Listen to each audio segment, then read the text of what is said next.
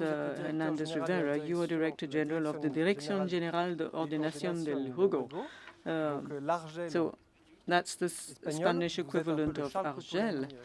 Now, Carlos, in fact, is just a translation of Charles, right? So both of you got the same name. Could you speak to us about the Spanish model for regulation, particularly concerning operators and outsourced?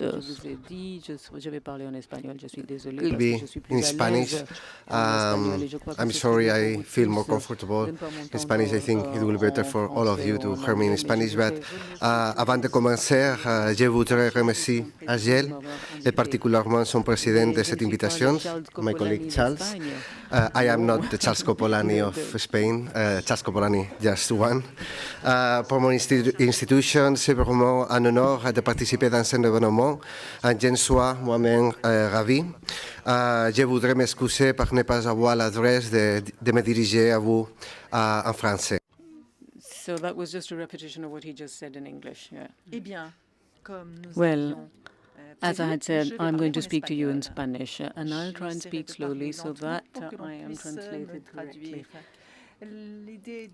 So I will be speaking to you, as I was asked to, of the Spanish regulatory model, and I shall be emphasizing the system of licensing that we have concerning operators in France, because as opposed to what's happening in other systems like in France, it also includes the electronic suppliers or the B2Bs, all those service providers who have a better control of the aims are set out by the law, and this is for all online regulatory authorities. So the our French equivalent of Arjel, and I'm the chairperson of this organization. Now we have slightly different scopes to cover as opposed to in France. So it's physical games, and generally speaking, our organization is brand new. It was set up about 5 years ago, and it is also in charge of looking at all the games online and lotteries, all national lotteries, public lotteries, and so on. So, as Arjel did, we have implemented the legal market for online games in Spain, and we've got the same broad guidelines that we all have: protection of public health via the setting up of organizations that prevent any kind of ludopathy or, excessive gambling, prevention of certain offenses, for instance, money laundering. And in Spain, given our past history, it is also related to financing terrorism. All rules, including French rules, have two main aims.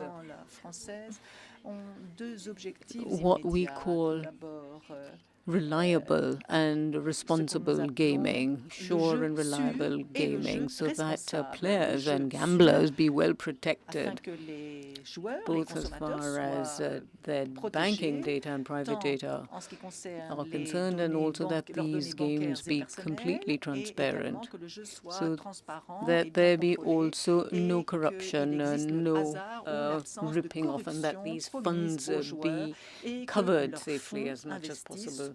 At the same time, we are also responsible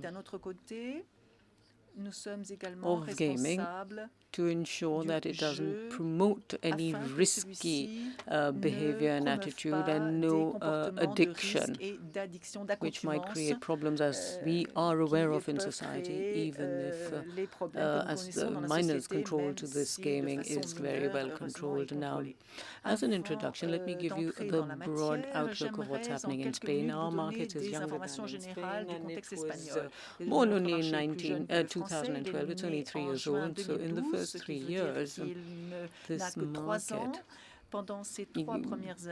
gave rise to 19 billion euros of turnover, which is not very big compared to other European markets, but it's not a small market either. So what's important and to be kept in mind is that players have been warned. There have been over 450 million euros of income going to these players, and that just goes to show the size of our market in Spain, online gambling particularly.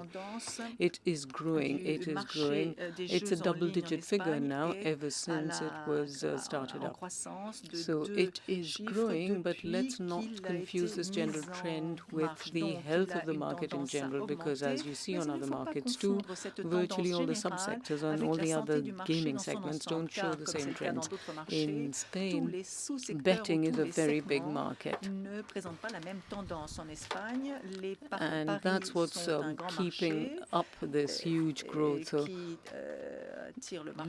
This time we've also allowed slot machines, and slot machines are also growing. In fact, it's going way beyond poker. Poker used to be the leading game first, and it was the most popular. Now it's going down, and I think this is common to all markets, particularly all over Europe. So this is not just to regulatory problems, but also because of the way this game is configured socially, the way it's understood. Anyway, I won't dwell upon that. Then there's all the controlling system, the inspections that we have on the market. So we can, if we like, take a closer look at players under our jurisdiction and their behavior. What I mean is that according to data coming from 2014, which were published on our website, there are 800,000 players, active players, gamblers in Spain. By active players, we mean those who've played at least once in 2014. So these are huge. These are huge numbers, 800,000 players. 40% have only played for, let's say, about a month, and 70% or 76% have never played for more than 4 months, and that just goes to show that it's like trends elsewhere. There's a change in players. There's a high turnover, and as I said, most of them just spend 3 months playing. 80–90% are men between the age of 18 to 50. They're involved in a lot of betting, and it's about 243 euros worth of betting per year, more men than women, who spend about 160 euros a year, with an average, I think, of gains of 7,000 euros. Now, in the next 6 minutes that you've given me, I shall talk to you about some fundamental elements of our system. That is the way we designed this operator concept, to determine which organizations require a license to operate in Spain. Now, prior to market regulation, it was quite easy to note that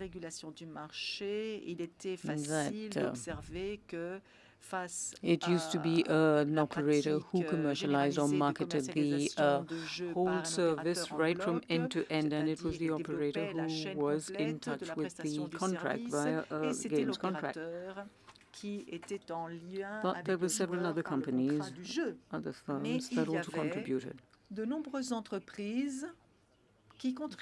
towards providing services, which we might call collateral or accessory services, in addition to the game. So by these services, I mean it's security, market management, games management, all very important, maybe not the gaming itself. And since we are talking about regulations, there were quite a few games platforms also that offered these B2C operators some sort of packet deals, that is all the different services that are required for players. So given the face of the market at the time, and that we wish to have a proper follow-up in terms of efficiency. In Spain, we decided to define the players in a more generic fashion, so that all the technological providers, not all of them, but some of them, I'll explain all the differences to you, be subject to a certain inspection by the Spanish Arjel.